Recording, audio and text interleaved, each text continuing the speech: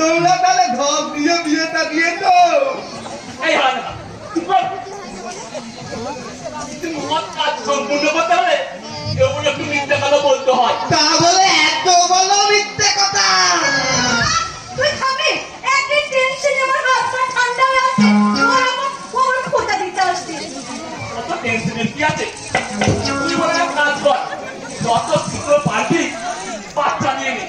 ওই বাচ্চাটা কি আগের বাচ্চা বলে এখন চালিয়ে দেবো। সেই চেষ্টাটা আমি করিনি ভেবেছো, কিন্তু তোমার জামাই আমার ছায়াটাই ছুতে চায় না। বলে তোমার পেটের বাচ্চাটাকে জন্মাক, তারপর আমাদের স্বামী স্ত্রীর সম্পর্ক হবে। লে ধক্কা, এ তো দেখছি তোরা নিজেদের পাতে নিজেরাই পড়ে গেছিলে। তাই আমি কথাটা জামাই বাবুকে একবার বলে আসি। এই কথা কথা জামাই বাবুকে কি বলবি আর কি বলবি? জামাই বাবুকে বলবো যে দিদির পেটে কোনো বাচ্চা টাচ্চা নাই, পেটটা একদম খালি। চুপ করে কথা বলা। ও জামাইবাবু এ কথা জানলে কি হবে জানিস? জানি তো দিদির চুলের মুঠিটা ধরে এই দুল দুল করে এই ঘর থেকে চালিয়ে দেবে। বাবা বাবা তোমার ছেলেটাকে যতটা সহজ সরল ভাবছো তা নয়, ও একটা পাকা শয়তান।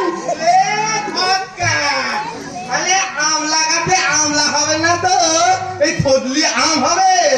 বাবা ওই দিনই বলেছিলাম ভগবানের মার আর ওই নতুন পুকুরের পাত, এমন কর্ম তেমন ফল।